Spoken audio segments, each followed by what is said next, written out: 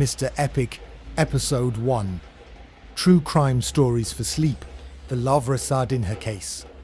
Hello everyone, and welcome to Mr. Epic. This is a place where we explore real stories from the darker side of life, calmly, respectfully, and without sensationalism. Many of you listen while resting, relaxing, or drifting towards sleep. So before we begin, I'd like to gently remind you that the stories shared here involve real people and real tragedies. They are told not for entertainment, but for remembrance, awareness, and understanding. For the best experience, lower your volume slightly, get comfortable, and allow the story to quietly unfold in the background. If you're listening from somewhere in the world right now, feel free to leave a comment and let me know where you're tuning in from. And if this channel brings you comfort, consider liking the video and subscribing. It truly helps us grow. All right, dim the lights, slow your breathing, and let's begin. In the summer of 2020, Laura Sardinha was just 25 years old. She lived in Huntington Beach, California, a coastal city known for sunshine, gentle ocean air, and quiet residential streets. Laura was studying psychology, driven by a deeply personal goal. She wanted to become a therapist who helped women escape abusive relationships. This dream wasn't abstract. Laura understood abuse firsthand. She understood fear, isolation, and the importance of being believed. Those who knew Laura described her as compassionate and thoughtful. She had a calm presence, an easy smile, and a habit of checking in on people when they were struggling. Friends trusted her. They sought her advice. She listened without judgment and cared deeply. Laura lived in a modest apartment that she had worked hard to make feel safe.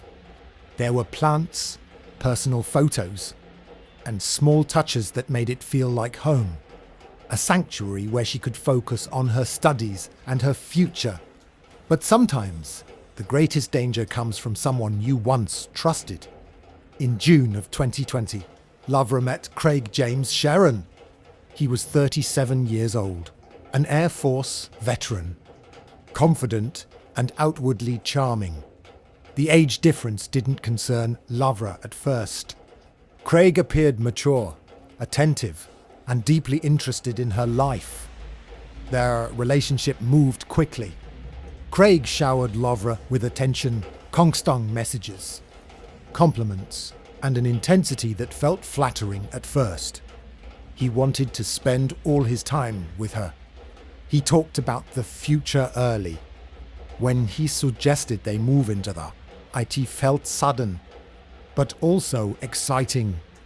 This phase is often called the honeymoon phase, a period of intense affection that masks what lies underneath. For a short while, Laura felt hopeful, but that feeling didn't last. By August of 2020, the relationship began to change. Craig became controlling. He wanted to know where Laura was at all times, who she was talking to, and what she was doing. He checked her phone. He questioned her friendships. When she focused on her studies, he accused her of neglecting him. The verbal abuse came first. He criticized her appearance, her intelligence, her dream of becoming a therapist. He told her she was too sensitive, too emotional, that she couldn't possibly help others when she couldn't handle their relationship. These words cut deeply because they targeted the very heart of who Laura was. Then the physical abuse began. It started with grabbing, then pushing, then violence severe enough to leave marks. Craig was larger than Laura and used his size to intimidate her. When she tried to defend herself, he claimed she was the aggressor. Laura began documenting everything. She recorded conversations. She photographed injuries. This was an act of courage and also survival. What Laura didn't know was that she wasn't Craig's first victim. A pattern of violence. After Laura's death, investigators would uncover a disturbing history. 3 former girlfriends of Craig would come forward. All described similar patterns of abuse: choking, physical assault, humiliation, and fear. One woman testified that Craig had struck her with a wine bottle. Another described being slapped and doused with alcohol. Each had sought restraining orders. Laura's experience was not an exception. It was part of a pattern. By late August 2020, Laura knew she had to leave. This is often the most dangerous moment in an abusive relationship. When control begins to slip, Laura confided in her mother and her best friend. She researched resources for domestic violence victims. She continued documenting Craig's behaviour, even knowing how dangerous it could be if discovered. On September 2nd, 2020, Laura made a decisive move. She changed the locks on her apartment. She sent Craig a text message making it clear that the relationship was over. That morning, she felt free for the first time in months. Around 1:15 p.m, Laura was on a 3-way phone call with her mother and her best friend. Her voice sounded light, relieved, happy. Then suddenly everything changed. Oh my God, he's here. Craig had somehow gained entry to the apartment. Laura's friend immediately hung up to call 911. Laura called back, but the call went to voicemail. For 37 seconds, that voicemail recorded Laura's final moments. Prosecutors would later describe it as a woman narrating her own murder. Police arrived shortly after. Laura Sardinha had been stabbed multiple times. The attack was brutal and personal. Craig was found at the scene with superficial wounds he later claimed were inflicted in self-defense. The evidence told a different story. Justice.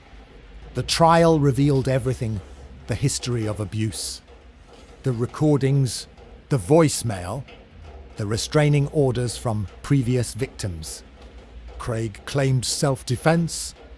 The jury didn't believe him. In less than a day, Craig James Sharon was found guilty of first-degree murder.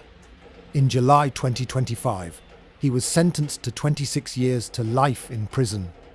Laura did everything right. She documented the abuse. She asked for help. She tried to leave.